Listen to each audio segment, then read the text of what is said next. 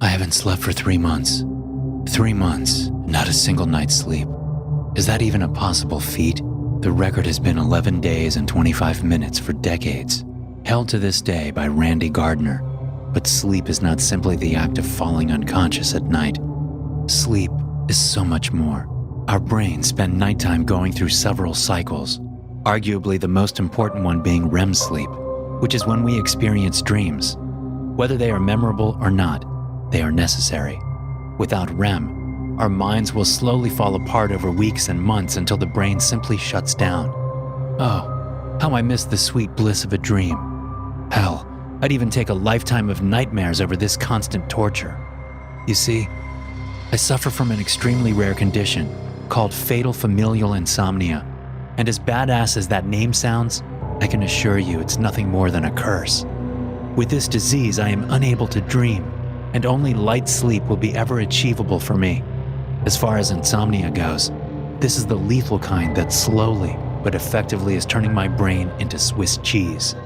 By the end of this year, I will be dead.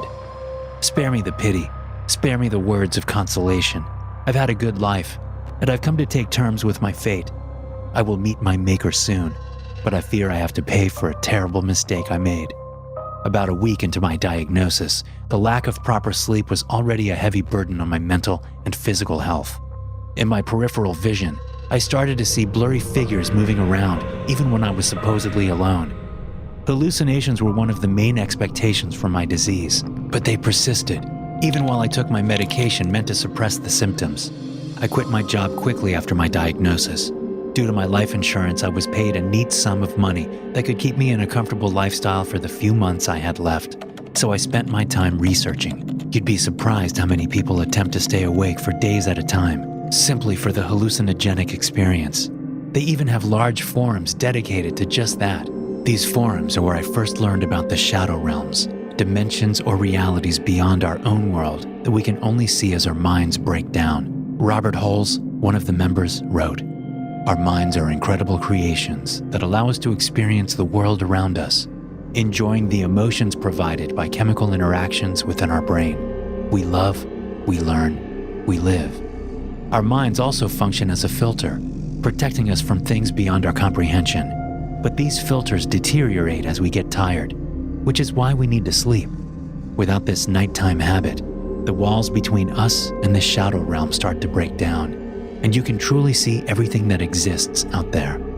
Ever seen something standing by the foot of your bed just as you fall asleep, only for it to disappear when you wake up from the resulting surge of adrenaline? That's one of them, one of the shadow people.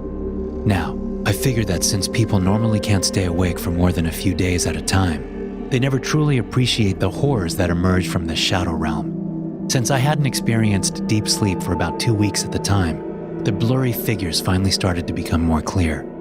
The shadow people are everywhere, and mostly they simply observe us, following people around while studying them for whatever reason. They almost never interfere. On the rare occasion that they do, however, nothing good happens. Times when people suddenly fall over dead in the street without a known cause, that's them. Since they were mostly just there, I didn't decide to follow them until 1 month into my diagnosis. I noticed one crossing the street, a tall, lanky shadow walking with slow but determined steps. I started pursuit due to morbid curiosity. What would it do? A man walked down the street, blissfully unaware of the shadow. He was in his early 50s wearing a tailored suit. The creature walked behind the man, seemingly intrigued. This went on for a few minutes, until the creature slowly reached out its thin hand towards the man. It touched him on his shoulder, softly like a feather falling from the sky, and the man dropped to the ground while clutching his chest. I'm not a doctor, but I've taken enough CPR courses through various occupations to know what a heart attack looks like. I instinctively pulled my phone out to call an ambulance before I ran over and started chest compressions. It felt like an eternity passed as I kept pushing down on his chest. The ribs cracked under the force of my hands while my muscles burned. When the ambulance finally arrived, I was drenched in sweat. The paramedics came running to bring the man into the ambulance. One of them took my name and number before jumping into the back and closed the doors. Just as he did, I got another glimpse of the man I had helped. There was something familiar about his face. By the time my surge of adrenaline wore off, the creature was already gone. A day later, the hospital called to thank me for my efforts. He had miraculously recovered and would be able to live, all thanks to me. The event filled me with a longing to make a difference.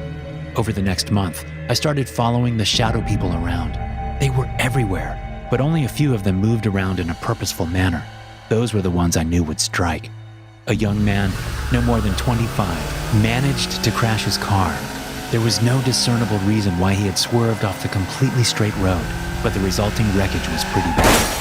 I managed to get him out of the car just in time before the gas tank ignited and the car drowned in a blazing fire.